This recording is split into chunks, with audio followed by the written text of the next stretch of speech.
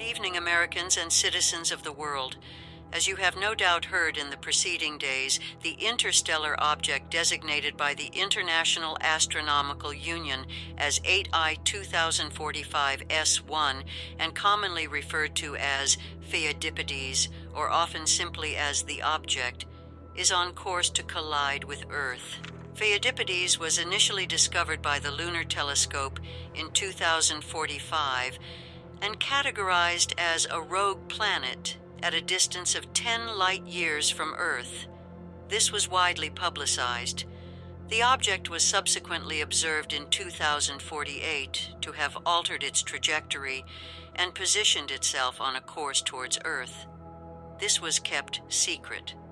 Pheidippides then began to accelerate to speeds never before measured for something of this size, attaining a fraction of the speed of light.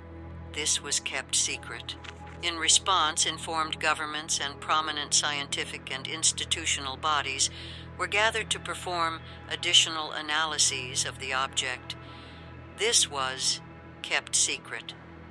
The makeshift organization determined that Pheidippides could not be stopped, nor have its trajectory altered, nor have its effects reduced. The bodies involved deemed it most prudent to plan for a worst-case scenario, which was also kept secret.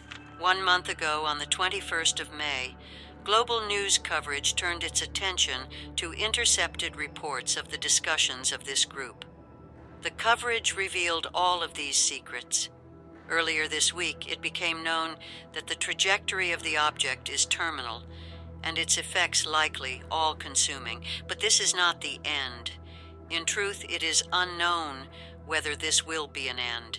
In the case that it is, the proper precautions have been taken in the last years to assure a continuation of the United States of America and, by extension, life in general.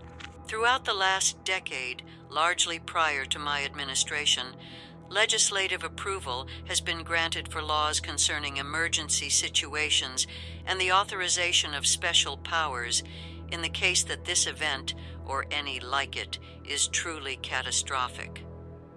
Besides a standard declaration of national emergency, pre-existing infrastructure resilience planning, and stocked resources and supplies capable of sustaining the country, a Day Zero rulebook has been constructed in order to protect and rebuild the nation. This rulebook consists of laws, policies, and decrees which have been formulated to ensure that the nation is capable of withstanding the most devastating consequences known to man. That includes the formation of a partner governmental body to usurp the duties of the United States government in order to unburden it, the firm continuation of democratic principles within the nation, and other additions to be revealed as needed. In the case that the foretold impact results in truly fatal effects, the Vice President is in a secure location ready to continue the operations of the country as necessary. He is joined by the Speaker of the House, the Senate leaders, my cabinet, and the Joint Chiefs of Staff. I will remain in the Oval Office for the duration of this broadcast, beyond the predicted time of the collision, and I ask all of you to spend this remaining time with others, with your neighbors, friends, family, and loved ones. I have not activated any forces or offices of the United States in emergency in order to not distract from what is most important in this time of potential crisis. In the case that this is not an end, I apologize for the past transgressions concerning the secrecy of these events, as well as any undue worry which this broadcast may have caused, and bid you the best of days and a good evening. As we await the time of the hour, I wait the time of the hour.